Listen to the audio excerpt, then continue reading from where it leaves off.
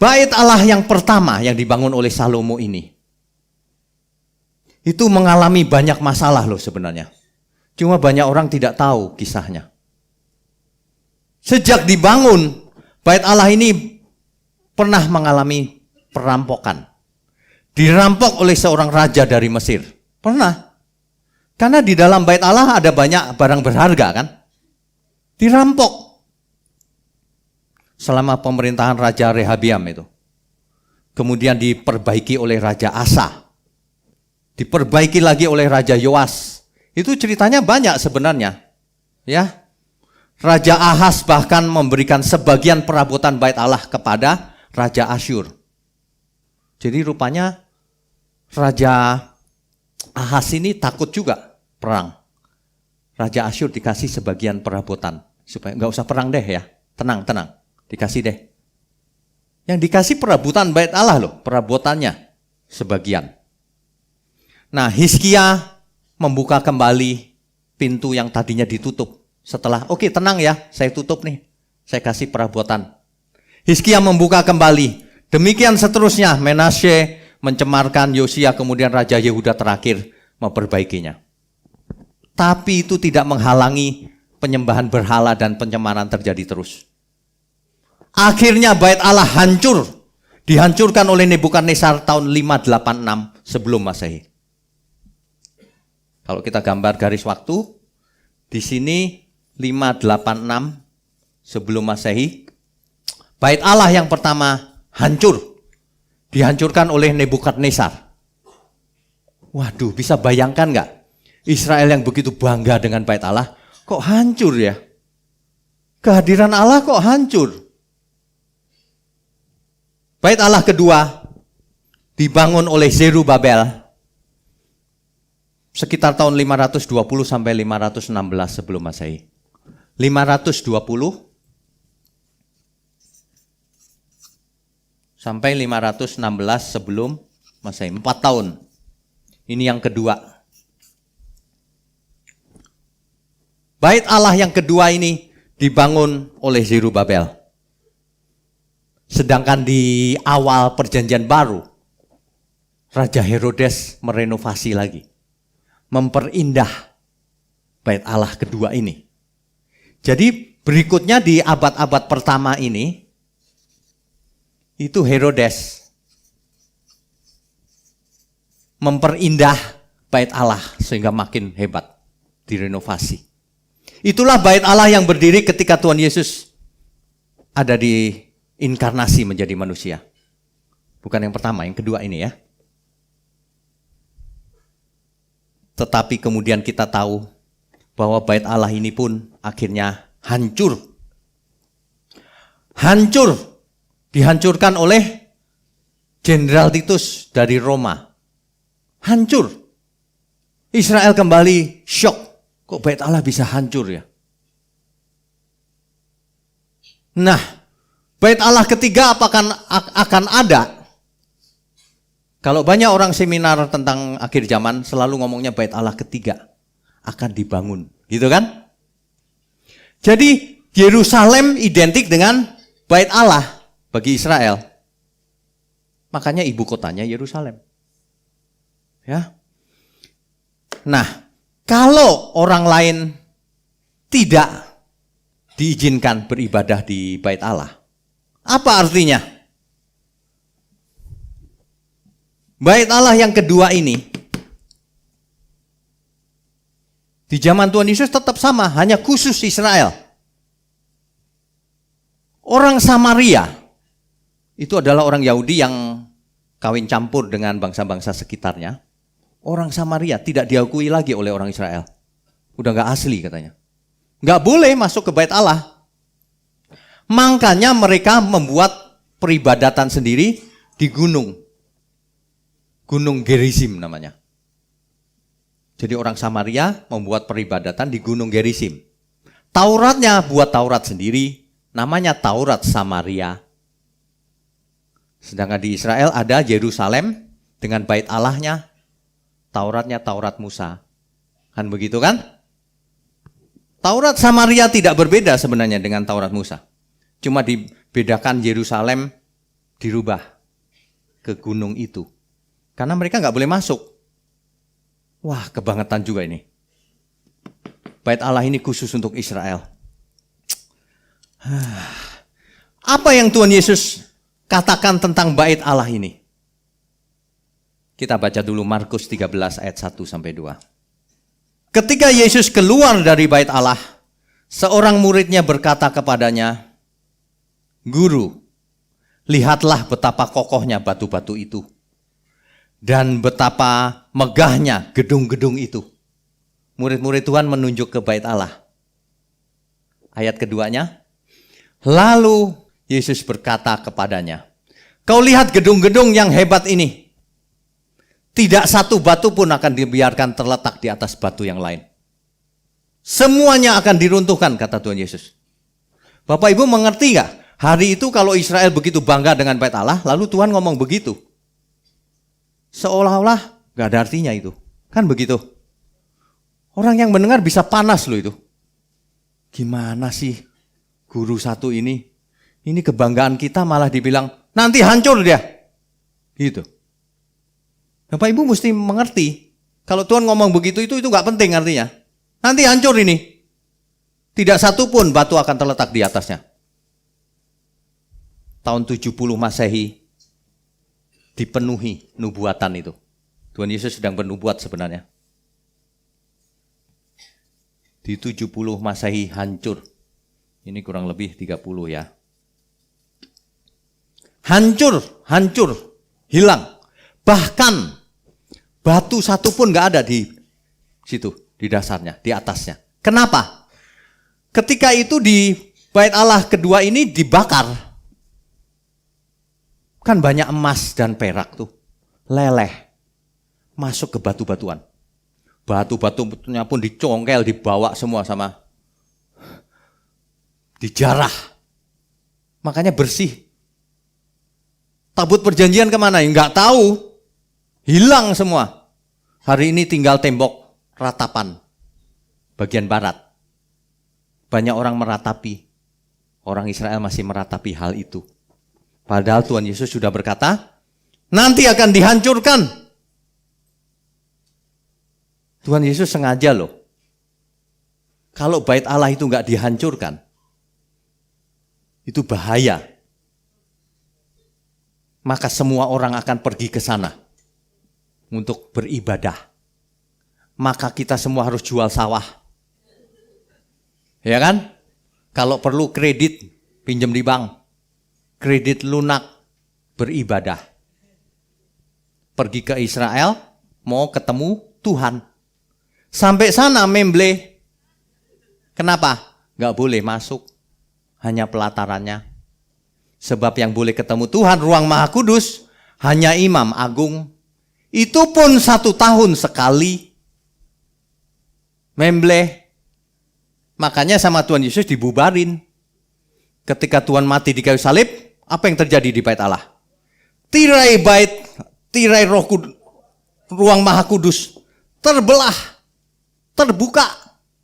Itu lambang loh. Tuhan mau mengkomunikasikan bahwa ruang Maha Kudus itu untuk semua orang. Bukan hanya Israel. Aku sudah mati. Semua terbuka sekarang ya. Udah bubar. Cara itu udah bubar. Keselamatan kok dimonopoli oleh seseorang. Suatu bangsa. Gak ada itu. Keselamatan memang datang dari bangsa Yahudi, kata Tuhan Yesus.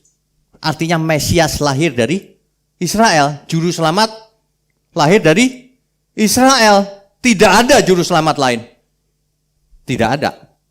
Perhatikan baik-baik. Siapa yang berani ngaku juru selamat? Dari perbuatannya kita akan tahu. Dia dari Tuhan atau dari neraka. Itu jelas sekali itu. Ya, manusia aja yang bodoh ikut setan. Manusia sesungguhnya dirancang menurut gambar dan rupa Allah. Mirip seperti Allah. Pemazmur berkata, siapakah manusia? Sehingga engkau perhatikan. Sesungguhnya engkau ciptakan hampir sama seperti Allah. Amin ya. Hari ini kalau manusia enggak seperti Allah, seperti setan. Salah siapa? Salah sendiri kau dengan ajaran sesat. Kalau mau selamat, dengar Injil. Karena hanya Injil, kekuatan Allah yang menyelamatkan. Alkitab itu luar biasa loh. Kalau Alkitab berkata itu, membentengi, eksklusif. Di luar itu nggak ada keselamatan. Di luar itu kesesatan. Dari buahnya kau akan tahu. Nggak usah pakai teori canggih-canggih. Ayatnya mana dan sebagainya. Enggak. Dari buahnya kau akan tahu siapa itu. Kristen itu jelas. Kasihilah musuhmu. Jadi bait Allah ketiga ini bagaimana? Banyak orang menanti-nantikan loh. Pakai ayat ini, pakai ayat itu. Ayatnya macam-macam tuh yang mendukung ide itu. Ide itu sebenarnya menarik loh. Kalau ada bait Allah ketiga kita pengen tahu Kita pengen ke sana, turnya ke bait Allah ketiga. Wah, di sana selfie kita. Taruh di Facebook bait Allah ketiga. Cocok sih buat tur memang. Tapi apakah diperlukan? Banyak orang itu ngomong tanpa memikirkan dampaknya. Kebenaran itu dampaknya selalu untuk kemuliaan Tuhan. Amin. Segala sesuatu yang menarik kalau dampaknya bukan untuk kemuliaan Tuhan, itu pasti tidak benar. Ide itu menarik memang. Bait Allah ketiga akan dibangun. Tapi apa kata Tuhan Yesus? Nanti akan dihancurkan yang kedua. Terus Tuhan ngomong nanti akan dibangun lagi yang ketiga. Ada ayatnya? Gak ada. Ada loh yang ngomong sama saya. Ada pak ayatnya? Yohanes 2 ayat 19 sampai 21. Kita baca. Jawab Yesus kepada mereka, rombak bait Allah ini dan dalam 3 hari aku akan mendirikannya kembali. Lalu kata orang Yahudi kepadanya, 46 tahun orang mendirikan bait Allah ini dan engkau dapat membangunnya dalam 3 hari. Ini Tuhan gak ngomong bait Allah secara fisik loh. Ayat berikutnya. Tetapi yang dimaksud oleh Tuhan Yesus adalah tubuhnya sendiri 3 hari akan bangkit. Gitu loh. Gak pernah bait Allah akan dibangun lagi. Lagi pula kalau hari ini bait Allah dibangun lagi, perang dunia kita. Ya. Gak pernah Alkitab ngomong akan dibangun kembali itu. Gak ada. Dalam percakapan Tuhan Yesus dengan perempuan Samaria. Ini penting. Tentang bait Allah. Ada hubungannya dengan bait Allah. Tuhan suatu hari mampir ke sumur Yakub. Di sana ada seorang perempuan Samaria. Maka terjadi dialog ini. Kita baca ayatnya karena ini penting. Yohanes 4 ayat 20 sampai 26. Yohanes 4 ayat 20 sampai 26. Bapak Ibu kalau baca Alkitab mesti teliti dan mengerti maksudnya. Mengerti dengan benar. Sebab Alkitab berkata kalau firman ditabur dan dimengerti dengan benar, maka orang itu hidupnya berbuah-buah. Ada yang 30 kali, ada yang 60 kali, bahkan ada yang 100 kali. Oke, kita baca. Dari ayat 20 ya. Nenek moyang kami menyembah di atas gunung ini. Ini yang ngomong adalah perempuan Samaria. Di gunung apa itu? Gunung Gerizim. Tetapi kamu katakan bahwa Yerusalemlah tempat orang menyembah. Hari itu, zaman itu. Memang begitu, orang Samaria menyembahnya di Gunung Gerizim. Kalau orang Israel di Yerusalem. Tapi apa kata Tuhan Yesus di ayat 21? Kata Yesus kepadanya, percayalah kepadaku hai perempuan, saatnya akan tiba bahwa kamu akan menyembah Bapa bukan di gunung ini, bukan juga di Yerusalem. Sekali lagi Tuhan Yesus berkata, enggak di gunung ini juga, bukan di Yerusalem. Itu orang Yahudi sakit hati loh. Di Yerusalem ada bait Allah kok. Enggak di sana, kata Tuhan Yesus. Tuhan Yesus mau mengkomunikasikan, enggak penting itu bangunan itu. Itu cuma lambang. Kalau kau enggak benar, Allah enggak hadir di situ. Kau pikir Allah siapa? Mau hadir sama orang enggak benar. Ya? Tuhan jelas di ayat ini. Berikutnya. Kamu menyembah apa yang tidak kamu kenal. Kami menyembah apa yang kami kenal, sebab keselamatan datang dari bangsa Yahudi. Itu bukan berarti orang Yahudi semuanya selamat, bukan. Ini cuma berarti Mesias lahir melalui bangsa Yahudi. Gitu loh. Lagi pula Kristen bukan Yahudi. Jangan ke Yahudi-Yahudian. Kristen mirip gak sama Yahudi? Kalau berdoa menghadap Yerusalem. Kalau berdoa cuci tangan, cuci muka dulu. Gak ada Kristen begitu. Kalau orang ngomong Kristen kayak Yahudi, dia gak mengerti.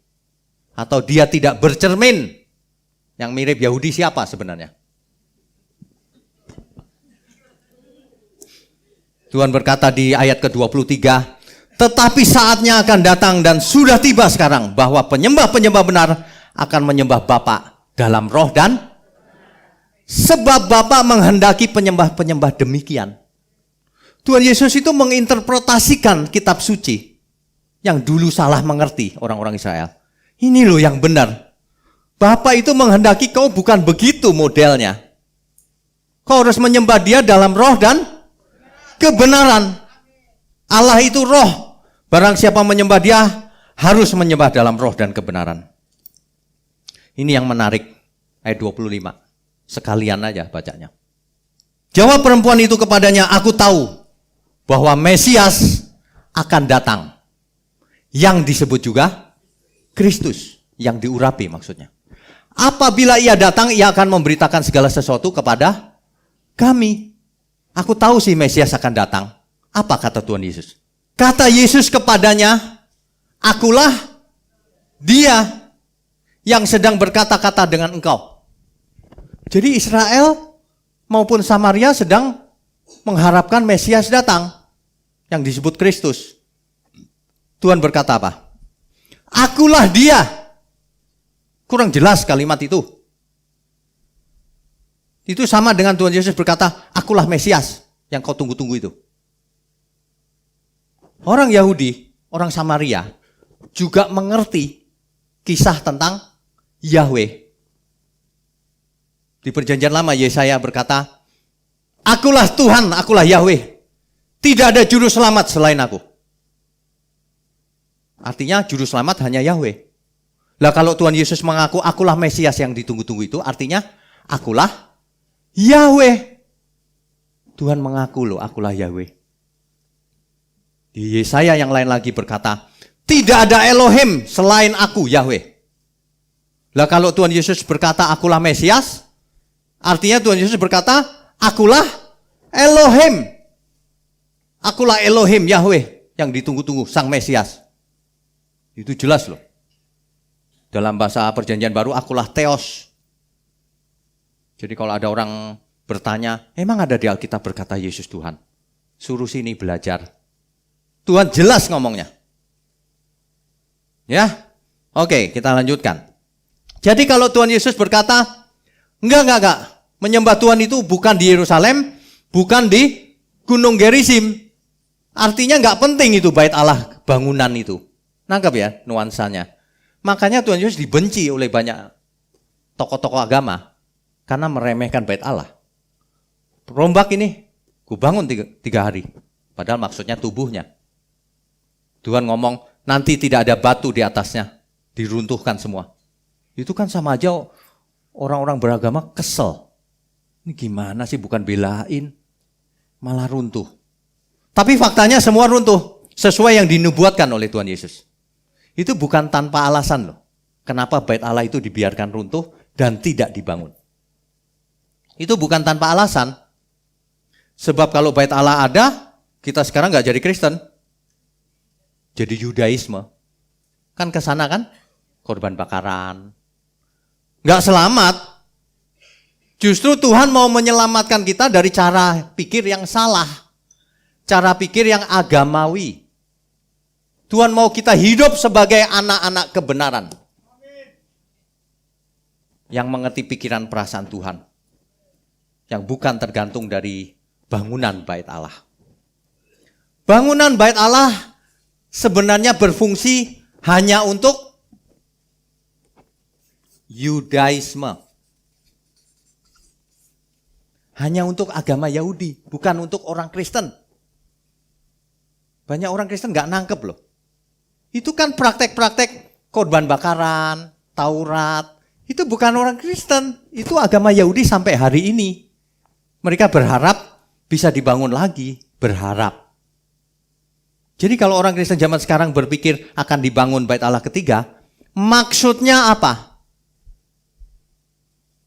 Buat apa? Terus kalau sudah dibangun maunya apa? Ke sana, korban bakaran. Mundur lagi bukan? Mundur lagi. Banyak pengkhotbah ngawur ngomongnya. Bait Allah ketiga lagi. Nggak ada itu. Dan tidak diperlukan memang. Tidak diperlukan sama sekali. Ya. Perhatikan baik-baik. Bait Allah, adanya bait Allah justru menghalangi orang datang kepada Tuhan. Karena ada ruang Maha Kudus kan. Semua diblok, nggak boleh masuk kecuali imam. Bait Allah justru menghalangi orang datang kepada Tuhan secara langsung. Bait Allah menyebabkan orang nitip persembahannya kepada imam. Padahal Kristen sudah tidak ada imam. Semua kita imamat-imamat yang rajani, imam-imam. Kita beri kemuliaan untuk Tuhan.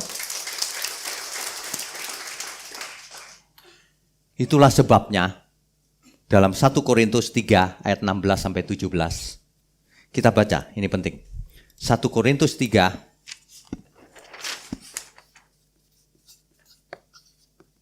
16 sampai 17. Tidak tahukah kamu bahwa kamu adalah bait Allah dan bahwa Roh Allah diam di dalam kamu? Satu lagi, 1 Korintus 6 ayat 19 dan 20. Atau tidak tahukah kamu bahwa tubuhmu adalah bait Roh Kudus yang diam di dalam kamu?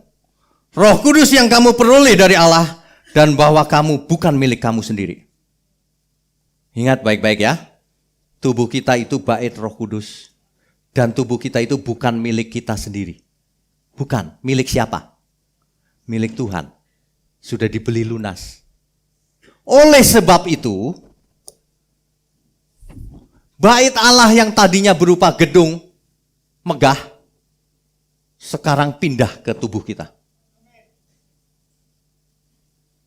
Jadi kita nggak perlu jual sawah lagi.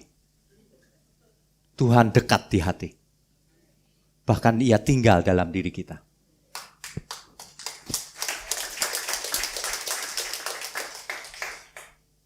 Kalau tubuh kita bait Allah,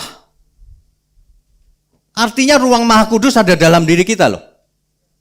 Benar ya? Roh Allah tinggal dalam diri kita. Kok orang tidak menghayati hal itu ya? Saya bingung loh. Makanya sebenarnya nggak banyak orang selamat. Kristen tapi tidak menghayati bahwa Roh Allah tinggal dalam dirinya. Buktinya apa? Buktinya ke kuburan aja takut. Ada Roh Allah loh, dia takut. Tuhan begini di dalam Roh Allah, ini gimana ya? Ada aku kok dia takut ya? Malam kesepian. Lu ada aku kok kau kesepian? Kok berarti apa ya? Kau cuekin aku ya? Bener gak saya ngomong? Ada aku kok kau sedih ditinggal suami, ditinggal istri? Ada aku. Ada aku kok kau khawatir soal hidupmu? Ada aku kok kau begitu ya, jahat begitu ya sama sesama. Kalau yang suka bunuhin orang itu nggak usah diomong, nggak ada aku itu. Kalau orang ngebom itu udah nggak ada Tuhan itu di dalamnya, udah pasti itu. Ini yang kita ngomong adalah yang ada Roh Allah di dalam dirinya. Itu pun tidak menghayati loh. Waduh. Bapak Ibu harus bertobat. Tubuhmu bait Allah. Roh Allah tinggal dalam diri kita. Bayangkan ya. Kalau ada seorang suami. Lalu ada istri di sampingnya. Tapi dia gak merasa. Kok kesepian nih. Istrinya gimana perasaannya? Gua dianggurin. Waduh. Gimana nih ya? Istrinya udah deket-deket, papa, ini aku. Iya ya, tahu sih. Tapi ngelamun dia, sepi ya hidup ini ya. Aduh, ini bukan istri loh, ini Roh Allah tinggal dalam diri kita. Kok masih bisa sakit jiwa ya? Kalau masih bisa sakit jiwa, waduh. Masih bisa loh punya idola lain. Masih bisa. Itu menghina Tuhan itu. Masih bisa loh. Katanya Kristen, Roh Allah tinggal dalam dirinya. Tubuhku bait Roh Kudus. Tapi tubuhnya dipakai untuk sembarangan. Selingkuh kiri, selingkuh kanan. Roh yang kudus tinggal dalam diri kita. Makanya Allah berkata, kuduslah kau sebab aku kudus. Jangan ada ruang maha kudus tapi isinya yang najis-najis masuk semua ke sini. Awas ya, kata Tuhan. Tuhan sudah ngalah loh sebenarnya. Apa saja sudah Tuhan perbuat, kurang apa lagi kita? Bangunan bait Allah hancur, tubuhmu bait Allah. Aku tinggal dalam dirimu. Tuhan sudah mengkomunikasikan dengan berbagai metode dan alat. Melalui firman, melalui perbuatan, bahkan dirinya sendiri tinggal dalam diri kita. Kok masih bisa ngelamun yang lain? Sehari-hari masih, aku pengen itu. Loh, sudah ada Tuhan loh. Makanya pemazmur itu hebat meskipun perjanjian lama. Pemazmur berkata begini, Tuhan gembalaku, aku tidak ingin apa-apa lagi.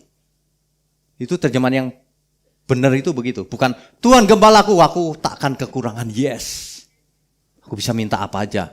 Jadi sesat orang itu. Kalau Tuhan gembalaku, aku tidak ingin apa-apa lagi. Karena lebih dari cukup. Amin. Jangankan begitu.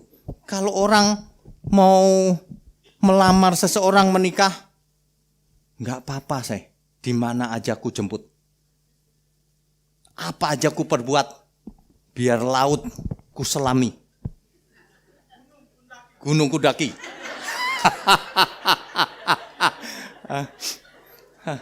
Hari ini istrinya ke dokter, ke sono sendiri mah. Kan udah tahu rumah sakitnya di mana. Dulu ngomongnya apa, sekarang apa. Manusia itu gampang loh berubah. Bukan berubah makin baik, berubah makin meleset jauh. Kalau Roh Allah tinggal dalam diri kita, idola kita satu-satunya Tuhan Yesus. Itu gak bisa dibeli dengan uang. Itu gak bisa diukur dengan apapun. Berkat yang sesungguhnya itu Tuhan Yesus sendiri. Roh Allah tinggal dalam diri kita. Kok orang masih menginginkan rumah mewah? Kok orang masih bisa tergoda oleh kedagingan? Kok orang masih bisa makan sembarangan? Itu saya gak ngerti loh. Roh Allah tinggal dalam diriku. Mulutku bukan milikku. Milik Tuhan. Duren 1 gerobak. Sate kambing 30 tusuk. Babi 40 tusuk. Gila ya. Katanya Roh Allah ada tinggal dalam dirimu. Itu punya Tuhan, bukan punyamu. Bertobat mulai sekarang, amin. Bukan berarti gak boleh makan sedikit. Sedikit boleh, makan sedikit. Habis itu jangan ditelan.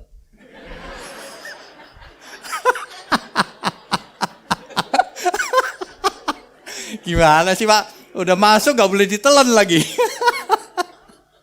Aduh. Itu ya, ayat itu ya. Tubuhmu bait Roh Kudus. Itu konteksnya kan tidak boleh untuk perselingkuhan. Tapi tentu saja cocok dengan semua hal dong yang kedagingan. Emang boleh buat kedagingan. Tubuhmu itu punyaku, bukan untuk kedagingan. Kedagingan itu apa? Makan, minum, seks, dan semua hal yang tidak berkenan di hadapan Tuhan. Makanya kalau ditanya, kok orang Kristen gak ada puasa ya Pak? Puasa. Seumur hidupmu puasa. Gak boleh gak puasa. Artinya apa? Tidak melakukan yang Tuhan tidak suka. Amin ya. Kalau Tuhan Yesus berkata, semua milik Tuhan. Kalau rohnya sudah tinggal dalam diri kita, apalagi yang dikurangkan? Apalagi yang dibutuhkan? Ada amin gak ini? Banyak orang tuh kebangetan, sudah dikasih diri Tuhan, pengennya yang remeh-remeh. Pengen harta dunia, pengen kekuasaan, itu pun jahat loh. Mestinya kalau harta dunia, kekuasaan, semuanya digunakan untuk membalas budinya Tuhan, meskipun itu tidak akan lunas. Biar tubuhmu dibakar sekalipun. Kalau engkau nggak punya kasih, percuma. Semuanya itu percuma. Sebenarnya ya kalau orang benar-benar menghayati hal ini, ia akan mengasihi Tuhan maksimal seluruh hidup. Pasti. Kalau orang tidak mengasihi Tuhan dengan 100%, dia nggak ngerti hal ini. Ngerti sih pikirannya, tapi dia tidak mengasihi Tuhan. Nggak all out. Kelihatan orang nggak all out itu. Diajari oleh Tuhan Yesus, dia lari ke perjanjian lama. Cari yang enak-enak. Diajari doa Bapa kami. Kiranya daerahku diperluas. Itu kan mirip dengan itu. Kalau bisa aku jadi tuan tanah maksudnya. Kan daerah diperluas, daerah jajahan atau kekayaan. Maksudnya kan itu toh. Gak ada yang lain loh itu. Ya kan? Mestinya kalau Mesias datang, Elohim, Yahweh datang, semua ditinggalin. Udah gak penting banget. Yang satu ini aku mau ikut.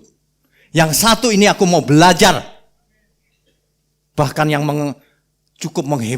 yang sangat hebat itu, bahkan dia masuk ke dalam diriku. Waduh Tuhan, Tuhan aku belum layak sebenarnya. Aku layakkan. Kalau kita diukur kesalahan kita masa lalu kan banyak.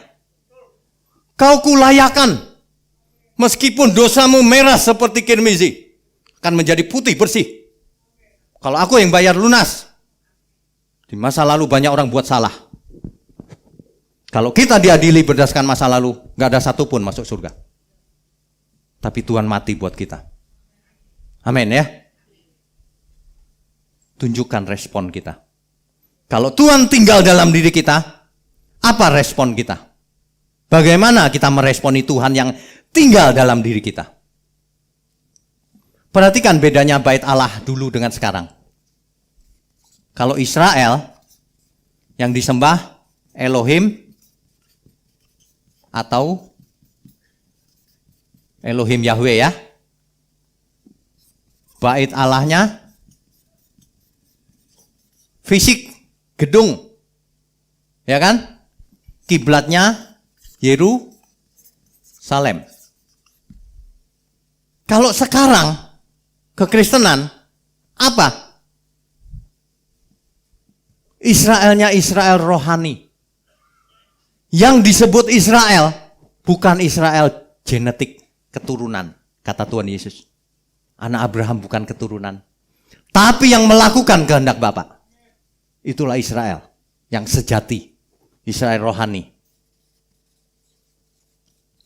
Israel rohani. Siapa yang disembah? Elohim Yahweh-nya itu ternyata Yesus. Bait Allahnya itu ternyata tubuhmu bait Allah.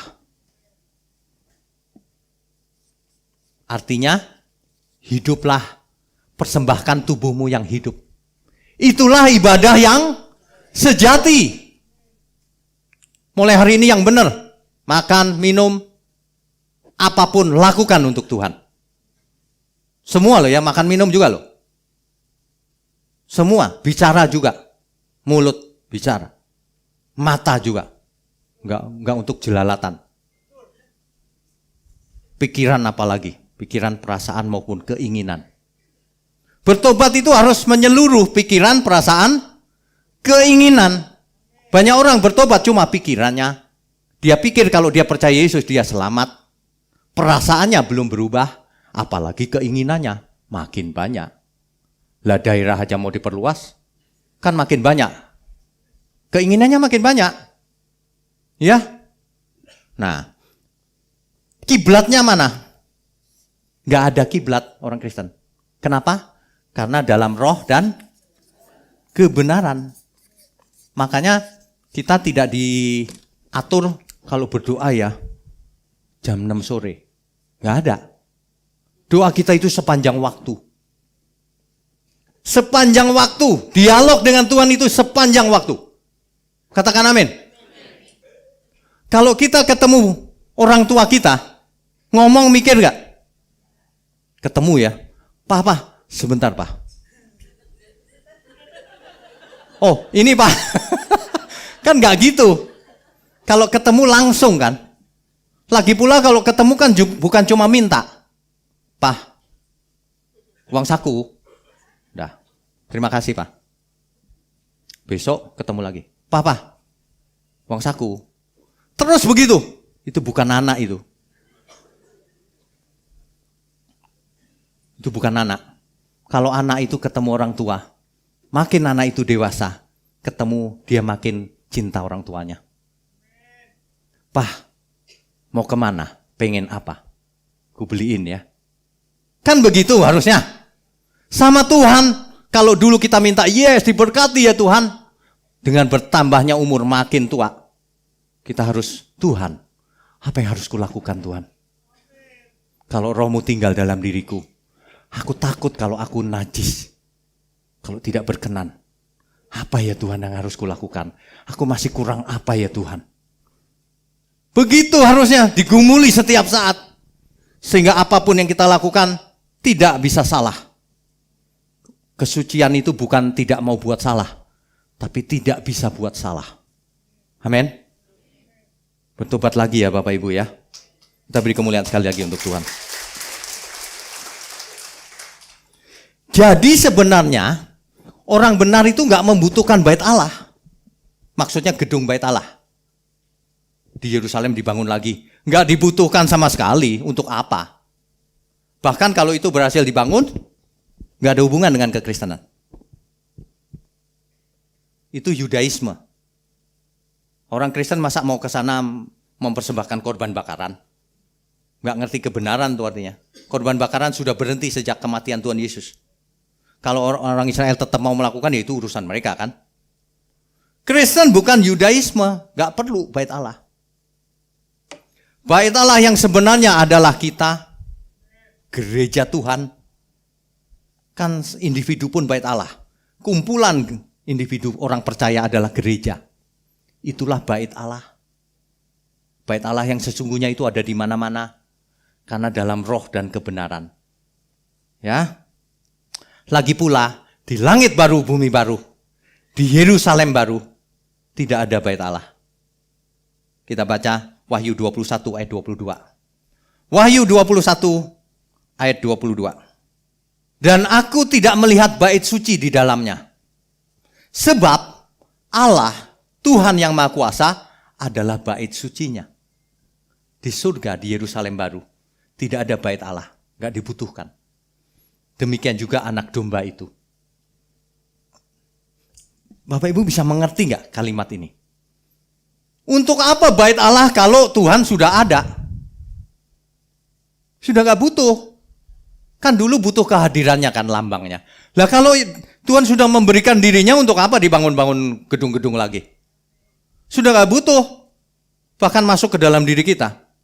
Di langit baru, bumi baru, gak ada bait Allah. Kalau gitu tabut perjanjian ada Pak? Gak ada. Ngotot lagi. Di langit baru, bumi baru semua gak dibutuhkan. Matahari pun tidak dibutuhkan. Kenapa? Karena Tuhanlah penerangnya.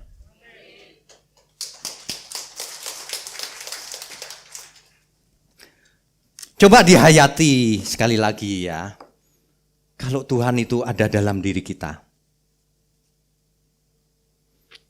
Pantas gak sih kita hitung-hitungan sama Tuhan? Pantas gak kita hitung-hitungan, aku mesti ngasih 10%. Gak pantas tau gak? Makanya orang gak pernah mengerti hal itu. 10% itu nothing. Lagi pula kalau Alkitab mencatat, kalau kau kasih tunai, tambahkanlah 1/5, 12%. Selama ini kau curi milik Tuhan 2%. Kalau memang perpuluhan ya. Makanya bukan perpuluhan. Semuanya yang ada pada kita milik Tuhan. Tuhan itu berkata sangat clear dalam perumpamaan. Hal kerajaan surga seperti seorang tuan yang bepergian ke luar negeri. Hamba-hambanya dipanggilnya, ada yang dikasih modal 5 talenta, itu duit, bukan bakat. Dikasih 5 talenta, ada yang dikasih 2 talenta, ada yang dikasih 1 talenta. Ketika tuannya itu pulang dari luar negeri, dipanggilnya hambanya itu, dimintain tanggung jawab. Kau apakan yang 5? Oh, menghasilkan 5 tuan, hamba yang baik. Itulah yang dimaksud sempurna. Dikasih 5 menghasilkan 5. Artinya maksimal yang ada pada kita untuk Tuhan. Yang dikasih 2 menghasilkan 2. Itulah sempurna di levelnya dia, karena dikasihnya 2. Sempurna melakukan semua kehendak Tuhan dengan apa yang ada padanya. Ini yang dikasih 1, udah cuma dikit lagi. Nggak menghasilkan apa-apa. Waduh, ini hamba yang jahat nih. Dikasih 1 mestinya lebih enteng ya. Nggak menghasilkan apa-apa. Hamba yang jahat. Dibuang ke tempat di mana gertak gigi ada di sana. Jadi sebenarnya kalau manusia masuk neraka, itu memang pantas. Karena kesalahannya. Tuhan nggak bisa disalahkan. Tuhan sudah berikan semuanya. Rohku bahkan ku berikan.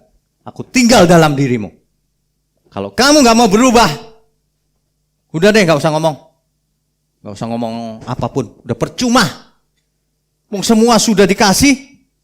Semua sudah diberikan, apa yang belum diberikan Tuhan? Coba ngomong. Semua sudah, bukan? Ada amin nggak ini? Kalau orang nggak mau dipakai Tuhan, waduh. Di Alkitab ditulis ada seorang kaya yang bodoh. Dia mengumpulkan harta untuk jiwanya. Tapi malam itu juga ia mati. Untuk siapa hartanya itu? Ia mati dengan miskin di hadapan Tuhan. Tidak dikenal Tuhan. Dia binasa. Hari ini banyak orang sebenarnya bisa dipakai Tuhan. Entah itu hartanya, entah itu waktunya, entah itu kepandaiannya, entah itu profesinya. Apapun yang ada pada kita, seharusnya bisa dipakai untuk Tuhan. Amin ya. Harusnya. Makanya saya sering ngomong, yang jadi dokter praktek dipakai Tuhan. Kalau ada jemaat yang atau pasien yang nggak punya, kasih obatnya sekalian. Ini Bu, obatnya. Berapa? Gak usah. Ibu tinggal di mana? Ini ongkosnya sekalian. Lah ya iya dong. Gak bisa. Lah begitu aja gak bisa, katanya cinta Yesus. Tuhan kasih nyawanya loh. Praktek mulai sekarang. Semua profesi bisa dipersembahkan untuk Tuhan. Bahkan ibu rumah tangga pun bisa mempersembahkan diri untuk Tuhan. Semua bisa untuk Tuhan. Hari ini jangan pernah alasan lagi. Aku bukan pendeta, Pak. Enggak dibutuhkan pendeta. Siapapun kita hamba Tuhan. Amin. Ya. Banyak orang ya tidak mengerti. Berkat yang paling besar sudah diberikan pada kita. Jadi yang receh-receh udah jangan dipermasalahkan. Aku pengen itu Tuhan, pengen itu. Enggak usah pengen. Harta nomor 1 sudah diberikan ke kita. Ya. Sungguh siapakah aku ini Tuhan, jadi bejana keindahan. Banyak orang ya gak bisa nyanyi lagu ini secara menghayati karena gak hidup di dalamnya. Coba malam ini dihayati bahwa roh Allah ada dalam diriku. Tuhan sudah berikan semuanya. Tuhan segera datang. Bahkan nanti malam kalau kita mati, tidur gak melek lagi. Bisa loh. Bertobat sekarang. Syukuri apa yang ada. Kita bisa mati setiap saat. Ya, ada amin ya. Sungguh siapakah aku ini Tuhan, tak lebih dari abu halus. Kau jadikan berharga di hadapanmu, milik kesayanganmu. Sungguh siapakah aku ini Tuhan, jadi bejana keindahan. Pada hari datangmu, Kau muliakan aku, tertanam di kerajaanmu.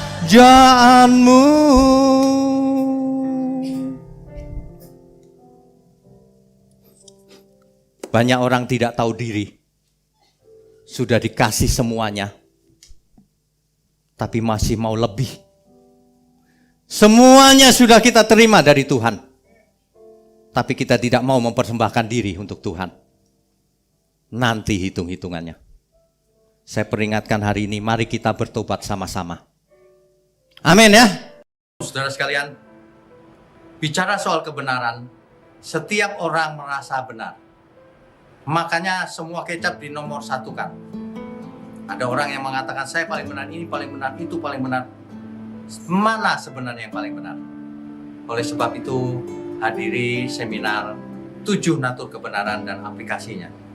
Seminar ini wajib dihadiri oleh para teolog, apologet, pengkhotbah, bahkan oleh para jemaat sendiri, agar kita bisa membedakan manakah yang benar, manakah yang salah.